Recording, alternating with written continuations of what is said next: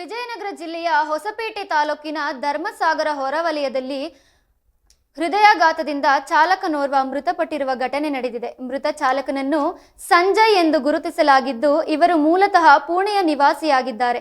ಈ ದುರ್ಘಟನೆ ನಿನ್ನೆ ರಾತ್ರಿ ಸಂಭವಿಸಿದ್ದು, ದುರ್ಘಟನೆ ನಿಖರ ಕಾರಣ ತಿಳಿದು ಬಂದಿಲ್ಲ. ಸಂಜಯ್ ಅವರು ಜಿಂದಾಲ್ನಿಂದ ಸಿಮೆಂಟ್ ಪೌಡರ್ ಲೋಡ್ ಮಾಡಿಕೊಂಡು ಪುಣೆಗೆ ಹೊರಟಿದ್ದರು. ಧರ್ಮಸಾಗರ ಗ್ರಾಮದ ರಾಷ್ಟ್ರೀಯ ಹೆದ್ದಾರಿ 67ರಲ್ಲಿ ನಿನ್ನೆ ರಾತ್ರಿಯಿಂದ ವಾಹನ ನಿಂತಿದ್ದನ್ನು ಗಮನಿಸಿದ್ದ ಸ್ಥಳೀಯರು ಅನುಮಾನಗೊಂಡು ಗಾದಿಗನೂರು ಪೊಲೀಸರಿಗೆ ಮಾಹಿತಿ ನೀಡಿದ್ದಾರೆ. ಸ್ಥಳೀಯರ ಮಾಹಿತಿಯ ಮೇರೆಗೆ ತಕ್ಷಣವೇ ಸ್ಥಳಕ್ಕೆ ಧಾವಿಸಿದ ಪೊಲೀಸರು ಪರಿಶೀಲನೆ ನಡೆಸಿದಾಗ ಚಾಲಕ ಸಂಜಯ್ ಹೃದಯಾಘಾತದಿಂದ ಮೃತಪಟ್ಟಿರುವುದನ್ನು ದೃಢಪಟ್ಟಿದೆ. ಪೊಲೀಸರು ಪ್ರಾಥಮಿಕ ಮಾಹಿತಿಯ ಪ್ರಕಾರ ಚಾಲಕ ಸಂಜಯ್ ಅವರು ಹೃದಯಾಘಾತದಿಂದ ವಾಹನದಲ್ಲೇ ಮೃತಪಟ್ಟಿರುವ ಸಾಧ್ಯತೆ ಇದೆ ಎಂದು ಶಂಕಿಸಲಾಗಿದೆ. ಈ ಬಗ್ಗೆ ಹೆಚ್ಚಿನ ಮಾಹಿತಿಗಳನ್ನು ಕಲೆ ಹಾಕಲಾಗುತ್ತಿದೆ. ಮೃತದೇಹವನ್ನು ಹೊಸಪೇಟೆಯ ಸರ್ಕಾರಿ ಆಸ್ಪತ್ರೆಗೆ ರವಾನಿಸಲಾಗಿದ್ದು, ಮರಣೋತ್ತರ ಪರೀಕ್ಷೆ ನಡೆಸಲಾಗುವುದು ಎಂದು ಪೊಲೀಸರು ತಿಳಿಸಿದ್ದಾರೆ.